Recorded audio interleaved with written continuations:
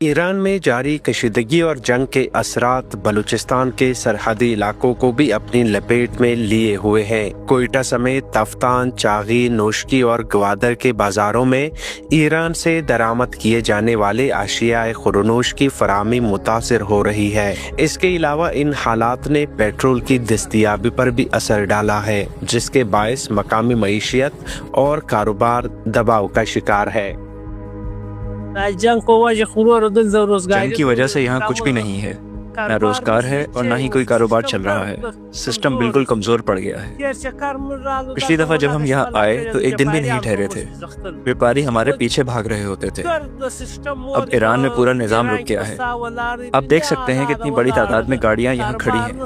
न कारोबार है न कुछ और। अब हम सोच रहे हैं कि अगर कुछ सामान मिल गया तो ठीक है, वरना किसी पार्किंग में गाड़ी खड़ी करके बस में वापस चले जाएंगे। पिछली दफा हमने डीजल 165 रुपए में खरीदा था और वही डीजल 230 रुपए का मिल रहा है।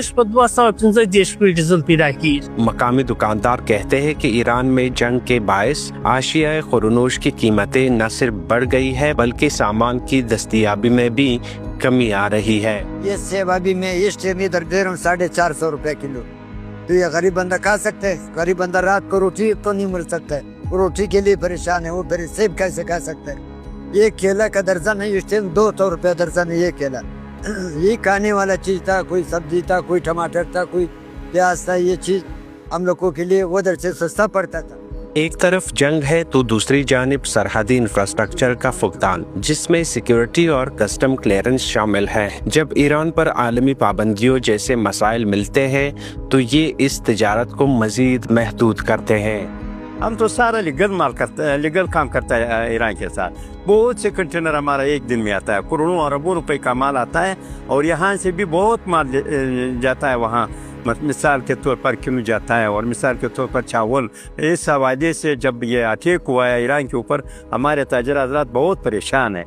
वहाँ गाड़ियाँ बंद है, तिब्तान में हमारा ट्रक खड़ा है, हमारे ताजरों से वो डिमरेज मांग रहा है, पैसे मांग रहा है। एक दिन का दिहाड़ी आपको मालूम है 15 से 20 हज़ार रुपये का ट्रक का, कंटेनर का।